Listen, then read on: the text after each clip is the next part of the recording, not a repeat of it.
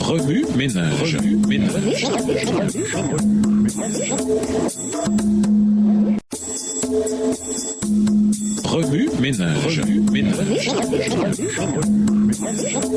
Bienvenue dans votre émission Remue ménage. Nous voilà à la leçon de mardi. Investiguer. En quoi les passages suivants nous aident-ils à mieux comprendre Matthieu 26, verset 57 à Matthieu 27, verset 10? Récit parallèle dans les évangiles. Lisons Marc 14, verset 53 à 72, Luc 22, verset 54 à 71 et Jean 18, verset 12 à 27.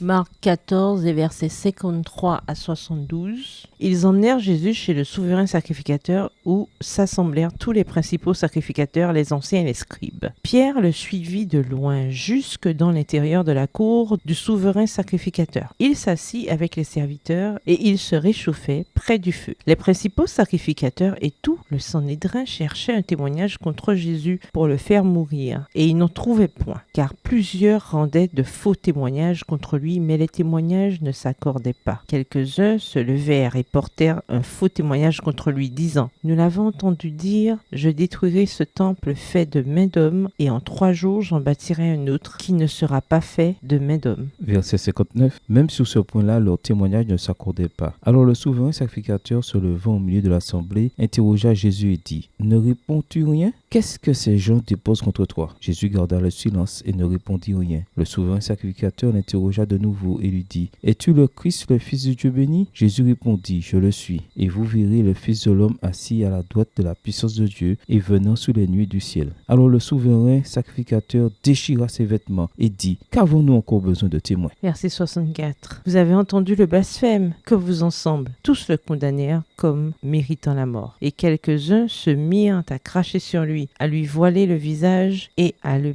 frapper à coups de poing en lui disant « Devine !» Et les serviteurs le reçurent en lui donnant des soufflets. Pendant que Pierre était en bas dans la cour, il vint une des servantes du souverain sacrificateur. Voyant Pierre qui se chauffait, elle le regarda et lui dit « Toi aussi tu étais avec Jésus de Nazareth ?» Verset 68. Il le nia, disant « Je ne sais pas, je ne comprends pas ce que tu veux dire. » Puis il sortit pour aller dans le vestibule et le coq chanta. La servante l'ayant vu se mit à nouveau à dire à ceux qui étaient présents « Celui-ci est de ces gens-là. » Et il le nia de nouveau. Puis après, ceux qui étaient présents dirent encore à Pierre « Certainement, tu es de ces gens-là, car tu es galiléen. » Alors il commença à faire des imprécations et à jurer « Je ne connais pas cet homme dont vous parlez. » Aussitôt, pour la seconde fois, le coq chanta. Et Pierre se souvint de la parole que Jésus lui avait dite « Avant que le coq chante 2 fois, tu me renieras 3 fois. » Et en y réfléchissant, il pleurait. Luc 22, les versets 54 à 71. Après avoir saisi Jésus, ils l'emmenèrent et le conduisirent dans la maison du souverain sacrificateur. Pierre suivait de loin. Ils allumèrent du feu au milieu de la cour et ils s'assirent. Pierre s'assit parmi eux. Une servante qui le vit assis devant le feu fixa sur lui les regards et dit « Cet homme était aussi avec lui. » Mais il le nia disant « Femme, je ne le connais pas. » Peu après, un autre l'ayant vu dit « Tu es aussi de ces gens-là. » Et Pierre dit « Homme, je n'en suis pas. » Verset 59. Environ 1 heure plus tard, un autre insistait, disant « Certainement cet homme était aussi avec lui, car il est galiléen. » Pierre répondit « Homme, je ne sais pas ce que tu dis. » Au même instant, comme il parlait encore, le coq chanta. Le Seigneur s'étant retourné regarda Pierre, et Pierre se souvint de la parole que le Seigneur lui avait dite « Avant que le coq chante aujourd'hui, tu me renieras 3 fois. » Et étant sorti, il pleura amèrement. Les hommes qui tenaient Jésus se moquaient de lui et le frappaient. Verset 64. Ils lui voilèrent le visage et ils l'interrogeaient en disant « Devine qui t'a frappé !» Et ils proféraient contre lui beaucoup d'autres injures. Quand le jour fut venu, le collège des anciens du peuple, les principaux sacrificateurs et les scribes s'assemblèrent et firent amener Jésus dans leur Sanhédrin. Ils dirent « Si tu es le Christ, dis-le-nous. » Jésus leur répondit « Si je vous le dis, vous ne le croirez pas. Et si je vous interroge, vous ne répondrez pas. » Verset 69. Désormais, le Fils de l'homme sera assis à la droite de la puissance de Dieu. Tous dirent, tu es donc le Fils de Dieu. Et il leur répondit, vous le dites, je le suis. Alors ils dirent, qu'avons-nous encore besoin de témoignages? Nous l'avons entendu nous-mêmes de sa bouche. Jean 18, les versets versets 12 à 27, la cohorte, le tribun et les huissiers des Juifs se saisirent alors de Jésus et le lièrent. Ils l'emmenèrent d'abord chez Anne, car il était le beau-père de Caïphe, qui était souverain sacrificateur cette année-là. Et Caïphe était celui qui avait donné ce conseil aux Juifs: il est avantageux qu'un seul homme meure pour le peuple. Simon-Pierre, avec un autre disciple, suivait Jésus. Ce disciple était connu du souverain sacrificateur et il entra avec Jésus dans la cour du souverain sacrificateur. Mais Pierre resta dehors près de la porte. L'autre disciple, qui était connu du souverain sacrificateur, sortit, parla à la portière et fit entrer Pierre. Verset 17. Alors la servante, la portière, dit à Pierre: Toi aussi n'es-tu pas des disciples de cet homme? Il dit: Je n'en suis point. Les serviteurs et les huissiers qui étaient là avaient allumé un brasier car il faisait froid et ils se chauffaient. Pierre se tenait avec eux et se chauffait. Le souverain sacrificateur interrogea Jésus sur ses disciples et sur sa doctrine. Jésus lui répondit: J'ai parlé ouvertement au monde, j'ai toujours enseigné dans la synagogue et dans le temple où tous les Juifs s'assemblent et je n'ai rien dit en secret. Pourquoi m'interroges-tu? Interroge sur ce que je leur ai dit, ceux qui m'ont entendu. Voici, ceux-là savent ce que j'ai dit. À ces mots, un des huissiers qui se trouvait là donna un soufflet à Jésus en disant: Est-ce ainsi que tu réponds au souverain sacrificateur? Verset 23, Jésus lui dit: Si j'ai mal parlé, fais voir ce que j'ai dit de mal. Et si j'ai bien parlé, pourquoi me frappes-tu? Anne l'envoya lié à Caïphe, le souverain sacrificateur. Simon-Pierre était là et se chauffait. On lui dit: Toi aussi, n'es-tu pas de ses disciples? Il le nia et dit: Je n'en suis point. Un des serviteurs du souverain sacrificateur, parent de celui à qui Pierre avait coupé l'oreille, dit: Ne t'ai-je pas vu avec lui dans le jardin? Pierre le nia de nouveau, et aussitôt le coq chanta. Ils conduisirent Jésus de chez Caïphe au prétoire. C'était le matin. Ils n'entrèrent point eux-mêmes dans le prétoire, afin de ne pas se souiller et de pouvoir manger la Pâque. Le silence du Christ. Lisons Proverbe 26, verset 4, Ésaïe 53, verset 7 et Matthieu 7, verset 6. Proverbe 26, verset 4. Ne réponds pas à l'insensé selon sa folie, de peur que tu ne lui ressembles toi-même. Ésaïe 53, verset 7. Il a été maltraité et opprimé, et il n'a point ouvert la bouche, semblable à un agneau qu'on mène à la boucherie, à une brebis muette devant ceux qui l'attendent. Il n'a point ouvert la bouche. Matthieu 7, le verset 6. Ne donnez pas les choses saintes aux chiens et ne jetez pas vos perles devant les pourceaux, de peur qu'ils ne les foulent aux pieds, ne se retournent et ne vous déchirent. Prophétie concernant la trahison. Lisons Zacharie 11, verset 12 et 13 et Acte 1, verset 15 à 20. Zacharie 11 et versets 12 et 13. Je leur dis: Si vous le trouvez bon, donnez-moi mon salaire, sinon ne le donnez pas. Et ils pesèrent pour mon salaire 30 cycles d'argent. L'Éternel me dit: Jette-le au potier, ce prix magnifique auquel ils m'ont estimé. Et je pris les 30 cycles d'argent et je les jetai dans la maison de l'Éternel pour le potier. Acte 1, verset 15 à 20. En ces jours-là, Pierre se leva au milieu des frères, le nombre des personnes réunies étant d'environ 120, et il dit: Hommes frères, il fallait que s'accomplisse ce que le Saint-Esprit dans l'Écriture a annoncé d'avance par la bouche de David au sujet de Judas, qui était le guide de ceux qui ont saisi Jésus. Il était compté parmi nous et il avait part au même ministère. Cet homme, ayant acquis un champ avec le salaire du crime, est tombé, s'est rompu par le milieu du corps et toutes ses entrailles se sont répandues. La chose a été si connue de tous les habitants de Jérusalem que ce champ a été appelé dans leur langue Akeldama, c'est-à-dire champ du sang. Or, il est écrit dans le livre des Psaumes que sa demeure devienne déserte et que personne ne l'habite et qu'un autre prenne sa charge. Remue-ménage. Quels autres passages des Écritures vous viennent à l'esprit en rapport avec les récits de Jésus devant le Sanhédrin, du reniement de Pierre et de la trahison de Judas? Révisez votre verset à mémoriser tiré de Matthieu 26, verset 57 à Matthieu 27, verset 10. Au revoir. Et à demain si Dieu veut.